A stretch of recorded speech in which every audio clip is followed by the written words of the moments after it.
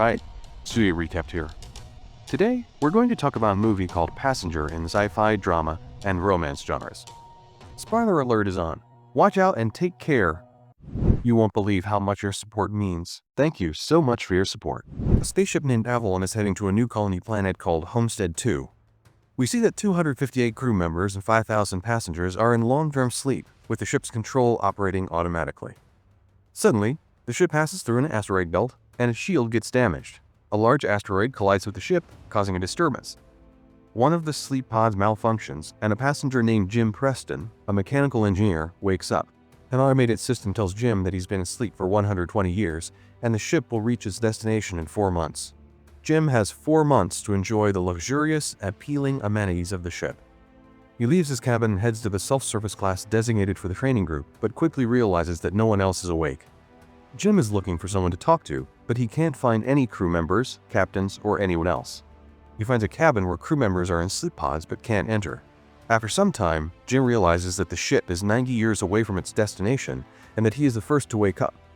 He sends a message to Earth explaining his situation, but it takes 55 years for his message to reach Earth, which also costs a lot.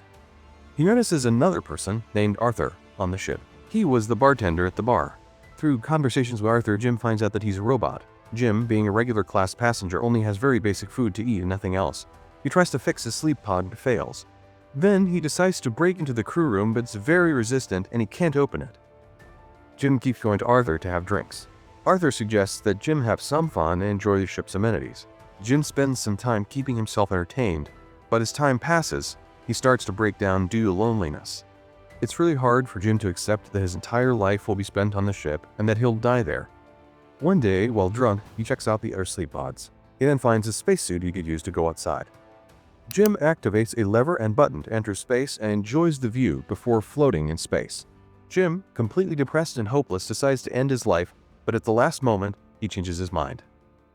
We see that Jim becomes attracted to a woman's sleep pod named Aurora. He finds her file, listens to interviews with passengers, and becomes captivated by her. And while he is an adventurous writer with interesting goals, Jim constantly thinks about waking her up. He knows very well that what he's playing is wrong and will ruin her life. Because of that, he tries to forget the temptation, but as time goes on, he can't escape his obsession with ending his loneliness. Eventually, he changes his mind. Jim sabotages Aurora's sleep pod, and when she wakes up, he hides from her. Aurora, thinking that 120 years have passed, happily searches for another person aboard the ship. After a while, Jim approaches her. Aurora is confused and disoriented. Jim tells her that they are the only ones awake and shows her all his efforts and experiences to save himself. Jim says there is no way to escape. Aurora gets angry and wants to return to the pod, but she realizes there's no way back. Jim, having been alone for over a year, confesses to Arthur. He regrets what he did and asks Arthur to tell Aurora that he intentionally woke her up. The next day, as soon as Aurora wakes up, she starts looking for a way out. Aurora was the first flat passenger. She realizes that Jim has been eating a simple, regular breakfast for a year. Aurora uses the amenities and gets a proper breakfast for Jim. She's not willing to give up and does whatever she can to change the situation. Over time, Jim starts to notice more faults in the ship. After a while, Aurora starts running, swaying, and riding. She goes to Jim to have a conversation. Jim wanted to build a better world to live in. But unlike the other passengers, Aurora had a round-trip ticket. She planned to live for a year on the new planet and then return to Earth to write the greatest story in history. But now, she was slowly losing hope of saving herself. Jim and Aurora spend time together, having fun. Jim takes her to the bar to meet Arthur.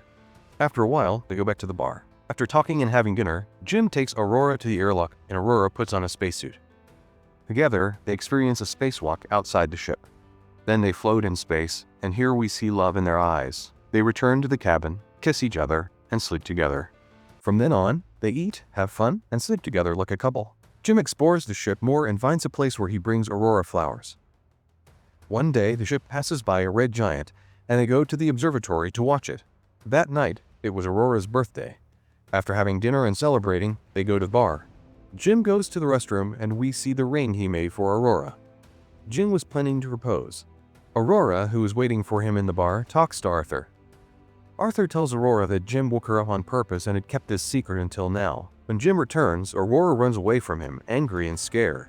From the next day, Aurora refuses to talk to Jim. One night, Aurora goes to Jim's cabin and hits him. She was so angry, she wanted to kill Jim. Jim talks to her through the microphone, apologizing, but Aurora still doesn't want to hear anything. One night, another malfunction occurs, and the ship faces a critical situation. The elevator, food delivery system, and everything else stop working. Aurora enters the main area and sees that Jim has planted a tree there. Suddenly, we hear the ship's captain, Gus Mancuso, asking who planted a tree on his ship. Gus is surprised that 3 pods have malfunctioned so far. He realizes there's a major problem on the ship. While they're moving, a robot falls on their heads. Aurora and Jim tell Gus that there are many more malfunctions all over the ship. Gus checks the pods and finds out that Jim caused Aurora's pod to malfunction. Aurora talks to Gus about it, but he says there's nothing he can do for her. The number of broken robots reaches 16. This is a really high malfunction rate. Gus feels sick and sees that he's coughing up blood. Aurora can't sleep, so she goes for a swim. But gravity decreases all over the ship, and she's at risk of drowning. After a while, gravity returns and Aurora barely survives. Gus realizes that a serious incident happened 2 years ago, which put the ship at risk. That's when Jim's pod malfunctioned. Now, they must find the problem before it's too late. Gus passes out, and they put him in chamber. The device, following the instructions on Gus's special bracelet, diagnoses his illness. It turns out Gus is dying and there's no treatment. He gives his identification bracelet to Jim. With it, they can go almost anywhere, even to the crew cabins. Gus asks Jim and Aurora to save the ship, and he dies right then. Suddenly, the ship starts shaking. Jim realizes how serious the situation is and tells Aurora he needs her help. The gravitational force decreases again, making movement difficult for them. They realize Arthur is about to shut down, so Jim deactivates him. Then, they search for the problem and find it. A hole in the ship has caused these serious issues. The asteroid collision caused a crack in the ship's hull. Aurora gets pulled inside, and then Jim is sucked in as well. Jim holds onto the hatch, but keeps closing. Eventually, he lets go. They manage to seal the breach. Immediately, Jim notices there's more than one crack in the ship's hull. They find out that a meteorite has hit the reactor control computer. Jim thinks he can find replacement parts for it. They replace the part, the reactor venting process fails, and they can't even do it manually. Jim tries to open the vent from the outside to cool down the reactor. He gives Aurora Gus's bracelet because he might never come back. Then he puts on his spacesuit. The Aurora Borealis returns to the reactor, and the temperature reaches a critical point. Jim gets closer to the hatch from the outside. Aurora is enduring a tough situation. A piece of the reactor hits Aurora's arm, and the temperature inside keeps rising. Jim is forced to open the vent manually. Aurora asks him to come back so they can find another way. Aurora says she can't live there without Jim, but Jim says that besides her, many other people are at risk and need to be saved. In the end, Jim vents the reactor, but the smoke from the reactor throws him backward and a connection cable behind his suit breaks. The pressure in Jim's suit starts to drop, and there's no oxygen left to breathe. Jim tells Aurora what happened and apologizes for what he did to her.